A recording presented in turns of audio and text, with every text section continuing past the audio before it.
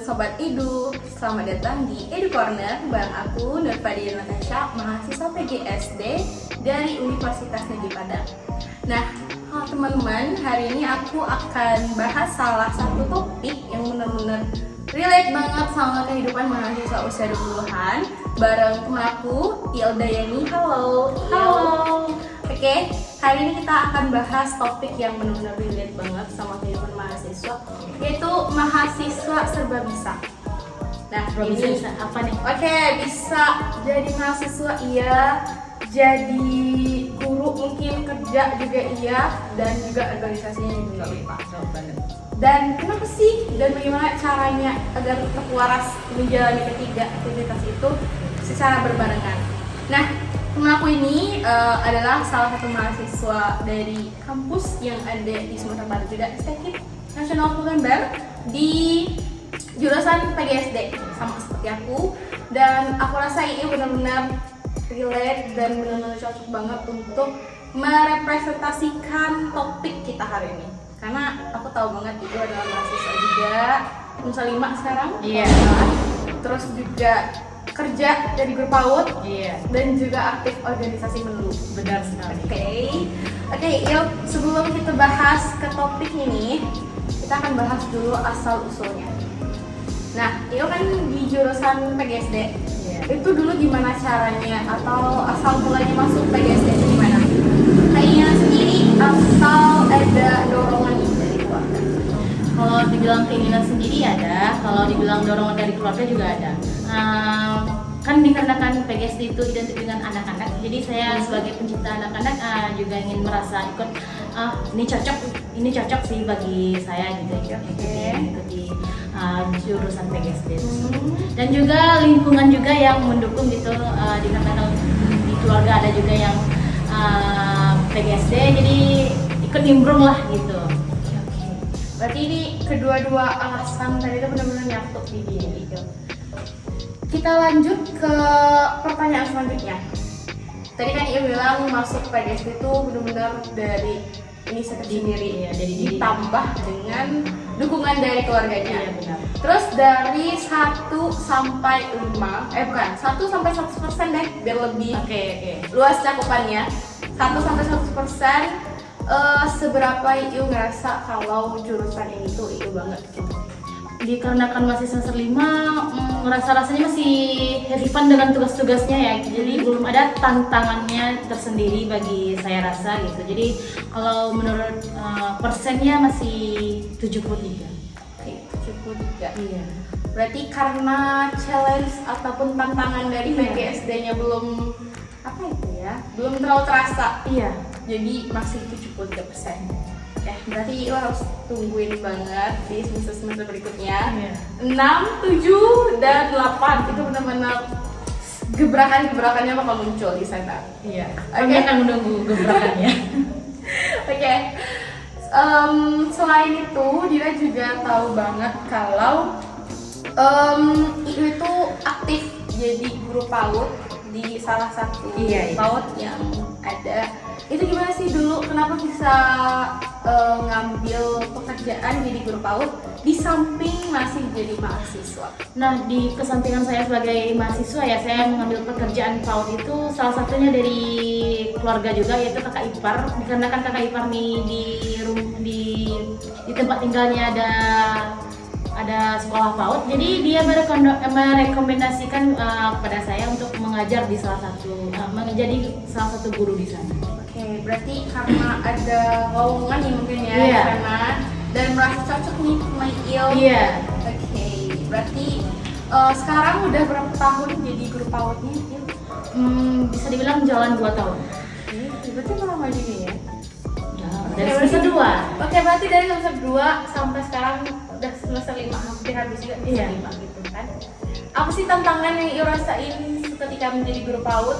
Kalau tantangannya itu seperti biasa ya, karakter anak-anak tersebut yang berbeda-beda. Oke. Yang tantrumnya yang luar biasa, itu sih yang saya rasa untuk menjadi tantangan tersendiri bagi saya. Oke, berarti lebih ke sabar, ya, emosi, sabarnya untuk menghadapi anak-anak. Karena kalau diingat-ingat lagi anak-anak SD aja tuh ngajarnya udah tantrum banget. Mungkin anak PAUD kan, itu masih pengen main bu gitu. Oke, sekarang Iyo kan sebagai mahasiswa PGSD Iya. dan juga guru PAUD nih. Gimana rasanya kayak skill yang Iyo rasain ketika jadi mahasiswa PGSD, kayak skill apa sih yang harus dimiliki guru dan skill apa yang rasanya udah sudah berkembang dalam diri Iyo semenjak menjadi guru SD nih. Semenjak Guru PAUD yaitu manajemen kelasnya yang Iyo rasa sudah dikuasai gitu. Oke, karena tadi menghadapi anak-anak dengan berbagai karakteristik tadi ya. Ya berarti manajemen kelas dan juga pengendalian dirinya sendiri untuk menjadi guru. Oke, selain jadi guru dan mahasiswa, Ida juga lihat di beberapa postingan Iyo apalagi akhir-akhir ini di semester kemarin itu paling kelihatan di semester awal. Jadi lihat banget kalau misalnya postingan itu lagi ganti skin jadi kakak PKKMB. Iya. Kakak organisasi. Iya, kakak PKKMB banget gitu kan. Gina juga tahu kalau Iyo adalah salah satu mahasiswa yang di organisasinya itu diamankan jadi menlu. Iya ya. Menlu. Terus bisa nggak sih ceritain gitu? Sebagai menlu itu tugasnya ngapain aja di organisasi kampusnya? Kalau tugas untuk Menlu ya, Menteri Luar Negeri. Itu kalau ada organisasi di luar kampus itu tuh Menlu harus menghadiri. Oke, berarti kalau Menampakkan diri. kayak mubes, antar hima atau apa itu Menlu harus hadir. Berarti ini benar-benar representasinya tuh mengenalkan organisasi untuk serta dalam memperlihatkan kalau organisasi itu ada di pecah dua. Iya. Dan sekarang ini kan semester 5 itu kan benar-benar bisa dibilang sebagai semester yang udah lumayan sibuk lah kan ya. Bisa jadi. Iya kan? Iya. Dan kenapa Iyo masih mau nih ngambil atau berkontribusi jadi anak-anak atau kakak-kakak organisasi di besar 5 ini? Nah, awal-awalnya kan pengen ikut juga. Jadi tapi kesampaian itu semester 5 gitu. Jadi dikarenakan ada jati diri seorang sebagai pemimpin gitu. Jadi ikutlah organisasi ini. Berarti pengennya itu dari dulu mungkin? Iya. Dari semester 3 mungkin? Bisa jadi. Berarti kesampaiannya baru di semester 5. Kan semester 5 itu bisa dikatakan sebagai semester yang lumayan sibuk jika dibandingkan sama semester 3, 4. Iya. Karena itu kan kita benar-benar mendalami PGSD-nya dari sini. Terus gimana? Apakah Iyo merasa kelelahan atau kewalahan dengan aktivitasnya yang super padat? Mahasiswa iya, guru PAUD iya, jadi menlu juga iya. Iyo kewalahan nggak? Kalau dibilang kewalahan enggak ya. Ada beberapa kepentingan yang harus kita hadiri. Contohnya seperti kayak kita mengajar juga, tapi organisasi kita memanggil. Jadi kita dan Iyo rasa sebagai seorang guru PAUD kita harus minta izin untuk misalnya Bu, ini organisasi penting, jadi kita melaporkan dulu.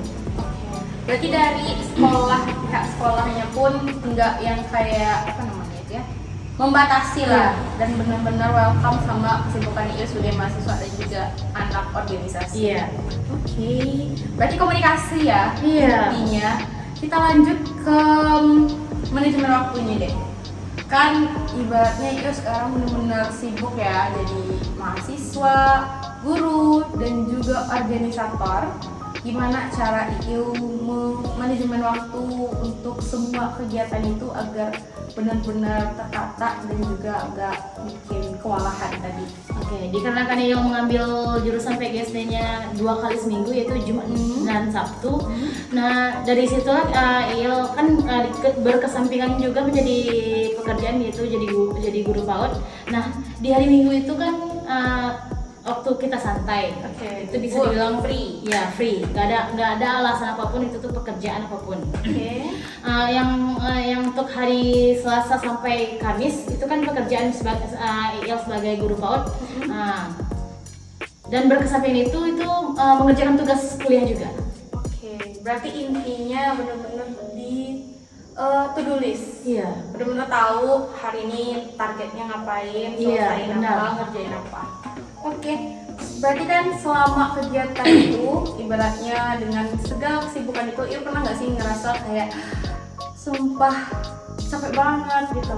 Karena kan sebagai Gen Z kita juga sering banget kan Iya. ngerasa kayak kalau selesai beraktivitas berkegiatan yang ibaratnya berat, yang super sibuk, itu kayak gue pengen di kamar 3 hari ini, gue gak mau tahu, gue gak mau ngapa-ngapain. Pernah nggak ini ngerasain kayak gitu?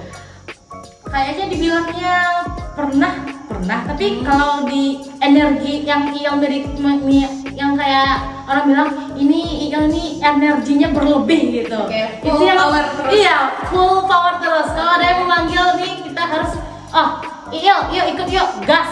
Ya. Oke, berarti di sela-sela kesibukan pun Iu juga tetap harus menikmati waktu-waktu sebagai Gen Z yang perlu healing gitu, ya nggak sih? Iya bener. Oke, berarti nggak ada dong cerita-cerita kayak sumpah gue stres banget karena ini semua, tapi nggak ada. Nggak ada. Oke, berarti ini karena full power tadi itu kali ya. Jadi, Mungkin. berarti kesibukan yang berat itu benar-benar nggak jadi beban gitu.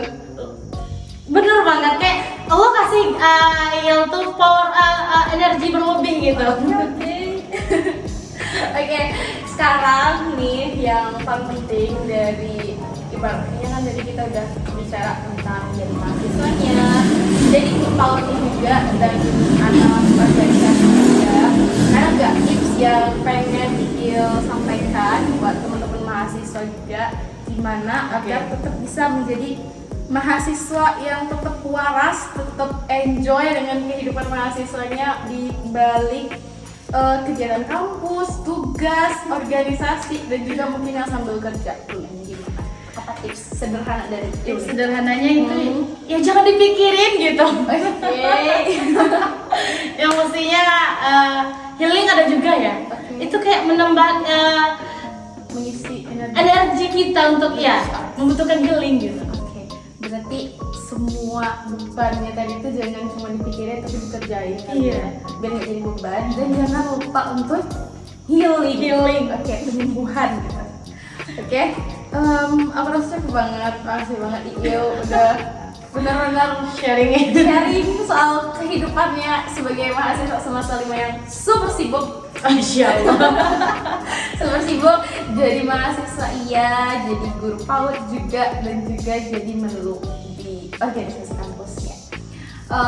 Dia juga senang banget bisa ngobrol, dia juga bisa dapat banget banyak ilmu baru dan pengalaman nih dari apa yang dia sampaikan tadi sebagai mahasiswa yang super produktif dan juga energik banget. Semoga teman-teman yang menonton podcast ini juga bisa dapat inspirasi mungkin dari pembicaraan kita. Semoga teman-teman yang lagi menjalani kehidupan mahasiswa di usia 20 tahunan bisa menjalani perkuliahannya dengan santai, tanpa beban, dan juga menikmati. Oke, terima kasih untuk teman-teman yang udah menonton sampai akhir podcast ini. Aku Dira pamit undur diri. Sampai jumpa di episode berikutnya. Tetap positif, kreatif, dan inspiratif. Bye-bye.